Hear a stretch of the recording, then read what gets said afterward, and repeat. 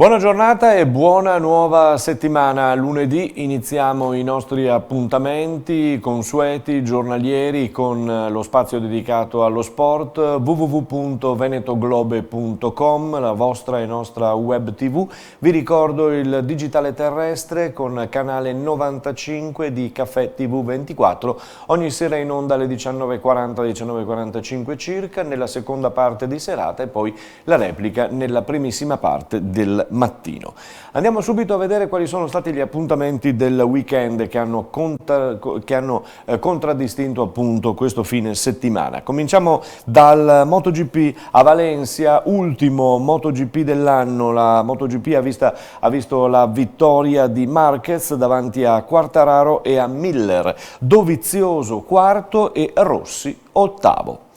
Nel fine settimana si è corso anche in Formula 1 ad Interlagos in Brasile, penultima gara della stagione con vittoria di Verstappen e della terza che precede Gasly su Toro Rosso e Sainz su McLaren. Le Ferrari si sono eliminate a vicenda e Binotto, il responsabile, è andato giù pesante con i piloti. Nel tennis arriva la Coppa Davis che oggi vede l'Italia tra le squadre favorite, ma che dovrà superare il primo scoglio che si chiama Canada. Intanto Sinner vince ad Ortisei il quinto trofeo della stagione e sale così al numero 78 del mondo ATP. Nelle finali ATP Masters ha vinto invece Tsitsipas, che a 21 anni si è preso il Master battendo in finale l'austriaco Thiem. I Leoni del Benetton, siamo al rugby trevigiano e nazionale e internazionale con la Pro 14, sono tornati a casa da Dublino dopo aver perduto contro Leinster dopo la prima di Heineken Champions Cup contro appunto il Leinster che ha vinto per 33-19 e sabato prossimo attende a Monigo il Northampton che è primo in Inghilterra. Siamo sul basket A1 con la TVB De Longhi Treviso che ha giocato ieri pomeriggio al Palaverde contro Brescia, vincendo una gara importante e fondamentale per il continuare la sua corsa nel campionato, il primo di A1. 72-68 il risultato di questa partita che è stata combattuta fino all'ultimo. Sentiamo Max Menetti. Beh sì, quello non ci è mai mancato, ecco, il carattere in tutte anche le nostre sconfitte ormai è un nostro marchio di fabbrica e lo dovrà essere da qui per raggiungere il nostro grande obiettivo. Oggi abbiamo, credo, anche fatto un piccolo passo avanti tutti quanti, abbiamo fatto meno errori soprattutto nei momenti decisivi, abbiamo fatto meno errori anche proprio individuali durante la partita e questo naturalmente è questa capacità di migliorare prima individualmente e poi come squadra all'interno di invece di un lavoro di squadra di grande intensità sarà quello che ci farà arrivare alla salvezza oppure no. Ecco, questa è la grande differenza. Oggi un po' tutti quanti i ragazzi hanno sempre fatto almeno una cosa positiva e una cosa negativa in meno rispetto alle ultime partite e questo ci ha permesso di vincere con una squadra molto forte. Naturalmente difensivamente abbiamo fatto un buon lavoro perché tenerli a 68 punti naturalmente non è semplice e poi abbiamo avuto anche dei momenti nei quali loro sono tornati sotto durante la partita, più volte hanno provato a riprenderci, abbiamo sempre fatto delle cose comunque solide, quindi da un lato ci deve dare ancora ottimismo, come ero ottimista anche finita la partita di Bologna, e dall'altra parte ci deve andare ancora più voglia perché appena tutti quanti hanno provato a fare qualcosa di meglio, a togliere qualche errore, soprattutto quelli gravi, noi abbiamo avuto subito una bella soddisfazione battendo una squadra di alta classifica. Sì, abbiamo avuto una buona aggressività per tutta la partita, devo dire che alcuni dei loro tiri da 3 punti tra l'altro sono venuti su delle nostre sbavature, però un conto è una sbavatura, un conto è un erroraccio, ecco, anche soprattutto per esempio anche i primi canestri di Orton sono stati fatti perché non volevamo assolutamente comunque che loro venissero profondi nella nostra area, quindi un po' ci siamo anche adeguati. Poi dopo siamo stati bravi perché Orton nel momento in cui ha fatto un grande primi 2 tempi non abbiamo continuato e abbiamo cercato di limitarlo, quindi questo per noi è un altro step perché noi abbiamo un po' il vizio poi dopo di fare poi degli errori lasciando i giocatori caldi in campo. Abbiamo fatto solo una volta, che purtroppo abbiamo fatto una rotazione che non andava bene, ma ci è andata bene in quel caso lì, quindi si vede che ogni tanto poi essere un po' coraggiosi viene anche premiato. Naturalmente credo che abbiamo dato l'idea ai nostri avversari di non poter fare mai un canestro facile, ecco, quindi naturalmente questo poi dopo a lungo andare te le abbassa un po' le percentuali.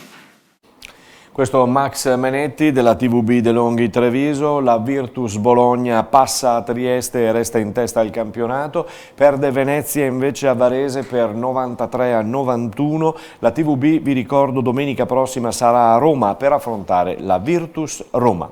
Andiamo in Superlega maschile per quanto riguarda il volley. Civitanova al comando con 21 punti dopo aver battuto Modena per 3-0. Padova perde 3-0 il derby con Verona, mentre mercoledì dopodomani in campo già per la 7ª giornata è l'incontro per le Venete, Vibo Valencia contro Verona e Trento contro Padova.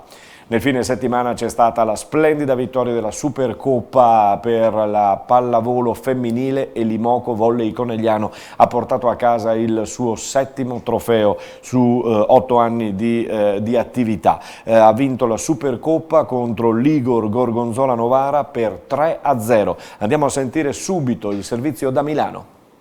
Adesso c'è la Champions martedì, poi c'è Scandicci e solo più avanti sarà il Mondiale per Club.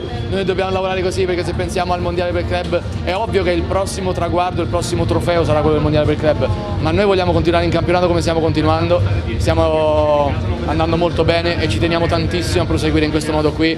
La squadra e il gruppo deve crescere in toto, quindi se dovessi fare dei cambiamenti voglio che la squadra risponda sempre alla grande. C'è la prima gara di Champions, non dobbiamo sottovalutare un avversario come Budapest. Mi ricordo in passato degli episodi non belli in Champions, ve li ricordate forse anche voi, contro Zverin per esempio in Germania. Ci teniamo tantissimo a far bene e dobbiamo domani ritornare a Conegliano pensando che già martedì c'è una gara importante e poi pensare al campionato. Il mondiale arriverà più avanti.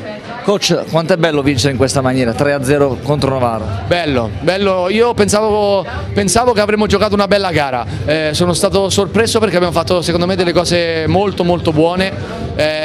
Ripeto, secondo me questa squadra ha dei margini incredibili. È ovvio che fa piacere vincere e vincere soprattutto in questo modo. Siamo contenti perché poi ci fa risparmiare anche qualche energia, visto che giochiamo fra 3 giorni e abbiamo giocato 3 gare in 7 giorni con 3 trasferte, quindi è importantissimo. Non pensiamo però che questo sia il massimo che questa squadra può raggiungere, io credo che questa squadra possa crescere ancora tantissimo. Questo Santarelli, crediamo anche noi che abbia margini di miglioramento veramente incredibili questa Imoco. Il campionato registra 5 punti di vantaggio di Imoco su Novara e 7 su Busto Arsizio. Nella A3 di pallavolo maschile per il Motta di Livenza ritorna la vittoria in casa contro Brugherio per 3-0, prossimo turno in trasferta a Portoviro. E adesso l'Italia di Mancini per il calcio nazionale ed internazionale. Il campo nuovamente questa sera a Palermo per affrontare l'Armenia. Intanto c'è questo accordo con l'aeroporto di Venezia, è diventato un hub, l'aeroporto di Venezia, da dove partirà sempre la nazionale italiana per le sue trasferte e non. Dopo la netta vittoria 4-0 contro la Bosnia, questa sera in campo contro l'Armenia. Serie A, Juventus al comando con 32 punti nel campionato, si torna in campo il 23 con queste prime 3 gare, Atalanta-Juventus, Milan-Napoli e Torino-Inter, gare direi da non perdere. Si parla di calciomercato con Ibrahimovic, sempre lui, tentato dal Bologna e dal Milan. All'Inter interessa De Paul, al Napoli Lobotka e la Juventus guarda a Rakitic. In Serie B, le Venete, le Friulane, venerdì si ritorna in campo con Pescara Cremonese, sabato Pordenone Perugia, Empoli Venezia, domenica Cittadella Pisa e lunedì Chievo Entella. Questo è il programma.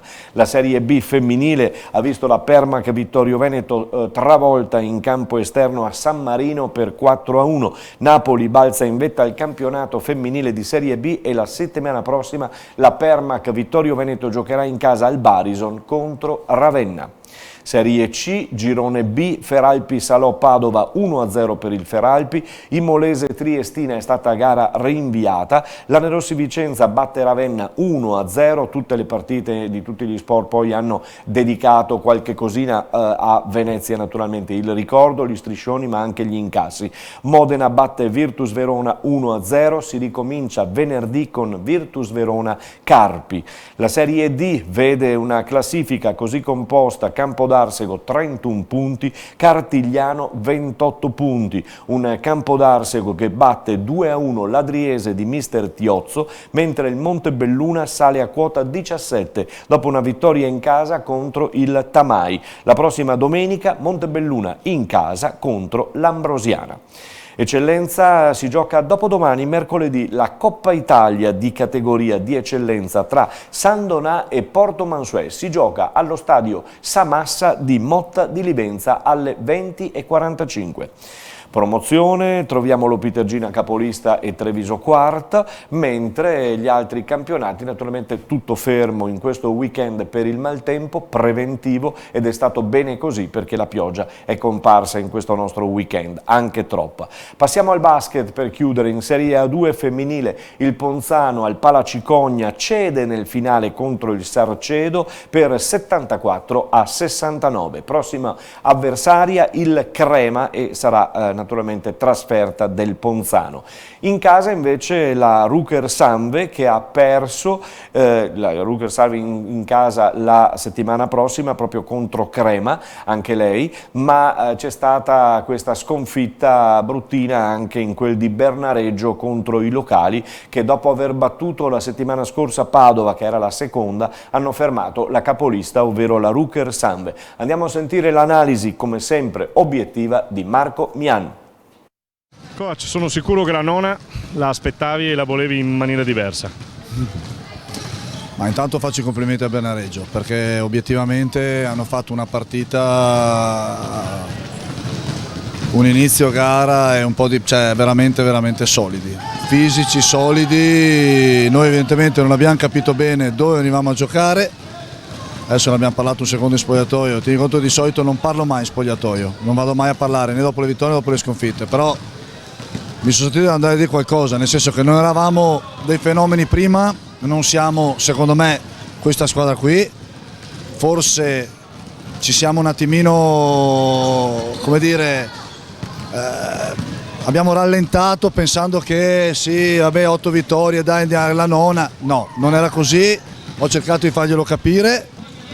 Purtroppo non ci sono riuscito, evidentemente, non sono riuscito a fargli capire quanto loro giocano fisici, quanto erano in gas, quanto hanno giocato bene, insomma, che dire, niente, prendiamo atto, ha detto adesso sa rimboccarsi le maniche da martedì, rilavorare, cercando di avere uno spirito, ricordandoci questa partita, perché comunque queste sconfitte qua fanno male, soprattutto così, però aiutano a crescere.